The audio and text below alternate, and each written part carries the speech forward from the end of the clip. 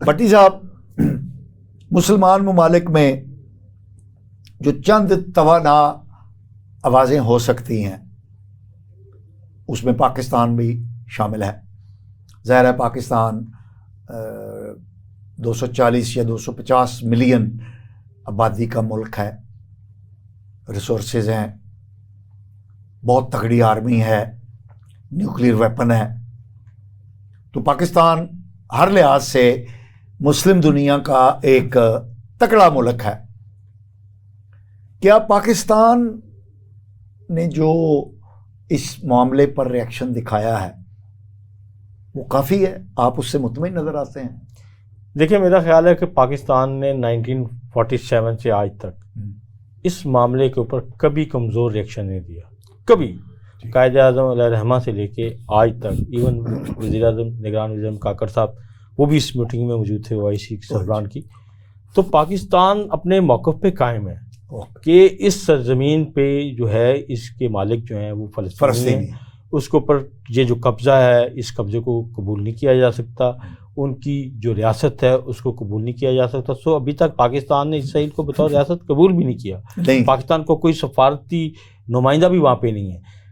صرف peace process کو آگے بڑھانے کی حد تک پاکستان نے بہت ساری چیزیں انیشیٹو لی ہیں، لیکن پاکستان کا کردار جو ہے وہ ایک، آپ کہہ رہے ہیں کہ یونائٹڈ نیشن کے کنٹری کے طور پہ، ایک دنیا کے ایک ملک کے طور پہ بڑا ٹھیک ہے، نمایاں.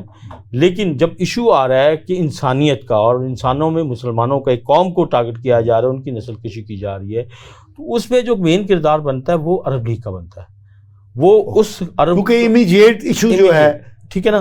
اب ہمارا پرابلم یہ ہے کہ جو ہمارے عرب بھائی ہیں، عرب کنٹریز ہیں، وہ اور طرح کے معاملات میں زیادہ انوالو ہیں. ان ایشوز کو وہ کبھی اہمیت نہیں دیتے. اس مرتبہ پہلی مرتبہ ہوا ہے کہ تھوڑا سا انہوں نے ایک ریئیکشن دیا ہے OIC کی کانفرنس اور عرب لیگ، ٹھیک ہے، لیکن اس میں وائٹل رول جو تھا وہ ایران کا تھا، پاکستان کا تھا، ترکی کا تھا. عربز نے اس کو ایک کہہ لیں کہ ان کی عوام کا شاید پریشر ہوگا، روٹین، مطلب ایک ڈیوٹی کے طور پہ کہ یار کرنا ہے، جو کام انہیں کرنا چاہیے. میں کہہ رہا ہوں کہ اس وقت لاہے عمل یہ ہے کہ آپ یونائٹڈ نیشن کے پلیٹ فارم کے اوپر یہ آواز بلند کریں کہ ہمیں پھر اس یونائٹڈ نیشن میں نہیں رہنا. نہیں بھٹی صاحب، یہ لیڈ اگر پاکستان لے کے چلے تو کیا ممکن ہے پاکستان یہ علم بلند کرے پاکستان؟ دیکھیں، پاکستان کے لیے اس وقت تو ممکن نہیں ہے. اس لیے نہیں ممکن کہ پاکستان جس طرح کے معاشی کرائسس کا شکار ہے، جس طرح کے حالات کا شکار ہے، ہم ایٹمی پاور ہونے کے باوجود جو ہے اس وقت اس پوزیشن میں چلے گئے ہیں کہ ہمارے لیے اپنی دفاع کے معاملات کو دیکھنا جو ہے نا وہ بھی بہت بڑا ایشو ہے.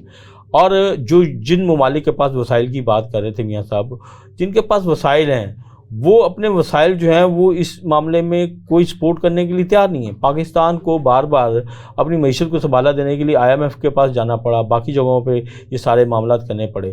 حالانکہ میرا خیال ہے اگر پاکستان کی اس اہمیت کو ہی مان لیا جائے، عرب کنٹریز کو ہی مان لیں کہ یار یہ ایٹمی ملک ہے، تو اس سے ہم کچھ سپورٹ لیں، ایران سے سپورٹ لیں، ترکی سے سپورٹ لیں،